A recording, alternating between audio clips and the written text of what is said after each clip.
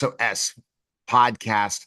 How are you doing, Sean? We're going to talk about the Vet SOS podcast, but let's first start talking about the foundation. How are donations going? How can we get people to help you in your mission for this whole transition stories? Because it's so important for the military. Thanks again for having me on, Neil. Yeah, it's slowed down as far as the donations have gone. Because right now we're trying to raise money for the starting costs to really get everything launched and get going. Behind the scenes, we're working on getting the infrastructure in place and working on building out the advisory board and the board of directors and things like that, so that we can be ready to hit the ground running once we hit the mark that we're looking for. But things have definitely been slow, and we can definitely use the help to help us push us past the finish line. All right. And that means to go ahead and they could go to where to basically donate. So they can go right onto the website, vetsospodcast.com, and right there's an introductory video, as well as the what we're trying to do and an explanation of the foundation, and I'll link to the GoFundMe page. So you can go straight to the website and do everything right through there. All right. So let's kind of, we jumped into the specifically enough what you're talking about with the transitioning stories. You again a couple weeks ago were really talked to a bunch more people in the military about what's happening, all that stuff. Kind of explain, the feedback you got from that event and transition and what do they think of this whole thing? Because again, I think this is the big thing. If you could tell these transition stories, it's going to really change a lot of the people that have really the difficult of moving from the military onto the civilian life. Oh, absolutely. The impact of our stories is absolutely amazing. The ability to capture the emotion and the different feelings that go into the transition, it hits home, because it for many it is something they've never experienced before. You think about a 17 or 18-year-old kid joining the military, maybe turning that into just a 4-year job or a 20-year career. When they come out, it's a different world. That things that they've never experienced, things they're not used to, and so many emotions and so many things go into figuring that out. That it's just capturing those stories where I think we're going to be able to help so many other people, just by learning from what other people have gone through. All right. So that's a big point, and people definitely need to check that out. The podcast now you're going into seasons, but also multiple different types of scenarios. So give us an update on the podcast. So the podcast has been going really, really well. I mean, it's one of those things that was a huge blessing for me anyway. It helped my transition, and we're so excited that the responses we're getting. Right now, we have people calling us to try to get booked on the show. We have people who are reaching out to us, telling us the impact the show has had on them. And so this year we expanded into an entrepreneurial spotlight to focus on those veteran and veteran spouse entrepreneurs, so they can tell their story about that entrepreneurial journey and what they go through, the highs, the lows, the resources they use, so that we'll be able to help the next generation of veteran and veteran spouses trying to start a business. And then we also highlighted educational resources to talk to those directors on campuses to find out what different schools are doing to help veterans on campus.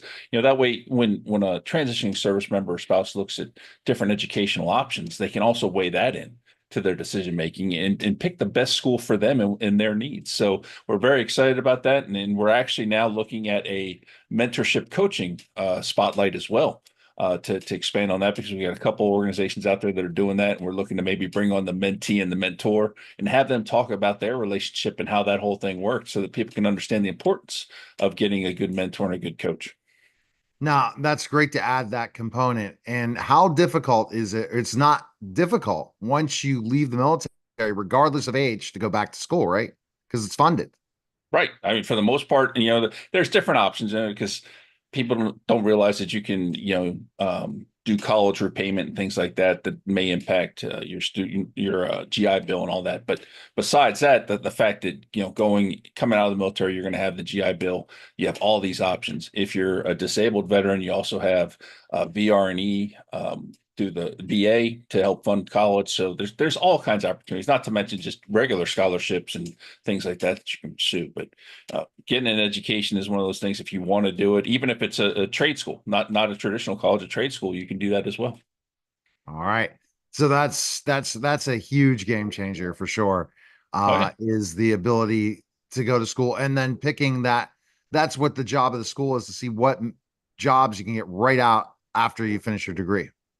Yeah, and many of the directors we've talked to at these various schools talk about how they don't necessarily even care if you come to their school. They're going to sit down and talk to you and figure out what the best fit is for you. So maybe it's going down the road to a different school. Maybe it's something completely different. So that they care so much that they're actually sit down and talk to you and figure out how to best serve you. And I just absolutely love that about this community. Absolutely. And then, you look at the overall mission that you are doing, it's got to feel good. And every time you get to talk to somebody on the podcast, you learn something new and you build a new relationship, right? Oh, absolutely. That's been the blessing of this whole thing is I get to talk to great people doing great things to help the veteran community. I learn something every time we do it, especially with these new spotlights. I'm learning all kinds of neat things about entrepreneurship and education that I didn't know before, and so every day is a chance to learn and grow, which I think is important for every one of us. We have to continue to learn and grow throughout our lives. And, being a senior non-commissioned officer in the Army and taking care of your troops and things like that, it's something that I love to be able to still do. Our whole goal with the podcast is to educate, and we want to continue to educate those coming behind us, those transitioning service members, the spouses, even the veterans who are already out about the different things that are out there for them, the resources they can use to help them better their position in life and what they're doing. And it's so rewarding to be able to do that. And to now be hearing stories from people about how the podcast helped them is just absolutely amazing. It is so surreal for us, and we're so happy to be able to still do it. It sounds like excitement galore is happening. What you're doing. I think that when you think about the podcast, you have a lot of transition stories you can put together already of all of the different ones that you've gotten because you get a transition story from every podcast, right? Pretty much, yeah. If they were in the military, we ask them, we start with their transition story. So every one of them who actually served will tell you their story. And, you know, 90% of them were, hey, I had a bad transition. So they, Really? they they give us some great information about how they were able to turn things around or find resources that helped them. That's very surprising. I mean, not surprising when we see this. What do you think if you were talking to Washington, D.C. right now? No, we won't say the president, we'll talk about just Congress.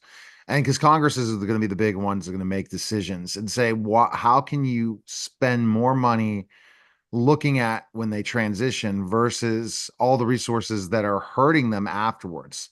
What can we do? Especially, let's say, okay, you served the military for 7 years and you're ready to get out. You didn't really get the retirement right, but you just I can't do it anymore.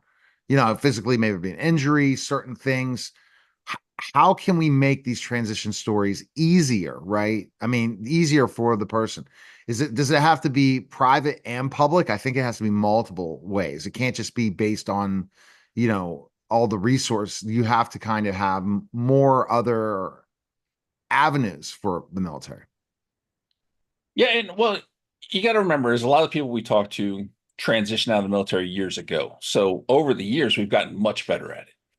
By no means perfect, but much better. And we have a transition program in place directed by the Department of Labor, and it's mandated that everybody go through it. Now, the thing that people have to understand is that is a cookie cutter baseline course that you have to go through that's going to open your eyes to some things like the importance of a resume and interviewing and how to figure out how much money you need to make and things like that.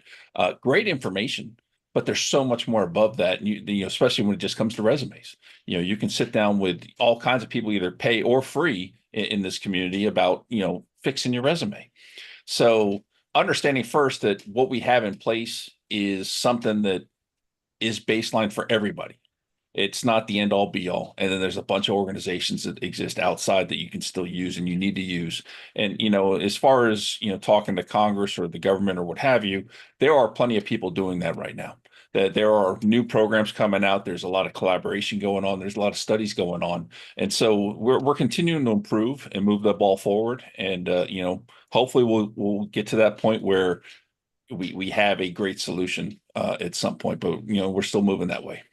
You're definitely moving that way. Overall, for you as a brand, Sean, thinking about yourself because you're the face of this brand, the Vet SOS podcast, the foundation. What do you think you've learned in this journey? Oh wow, that's great. It first of all, it turned into a huge blessing. It was not something that I had planned on doing or intended on doing it. And so by doing this, I've met some great people. I've learned some amazing things, and we've developed a brand that is trusted, and that means the world to me. That people know that we're trying to educate and bring information to them. We're not putting our slant on it. We're not, putting our opinions in there. We're telling you the basic information so that you can make a better decision to help yourself. And it's just been an absolutely amazing journey. I can't wait to see what the future holds. All right. The future is going to be absolutely bright, isn't it? Yep, and I have to I get some feel shades. I feel it. No, I absolutely feel it this early in the morning on a Friday morning, leading up to some crazy things in the next couple weeks.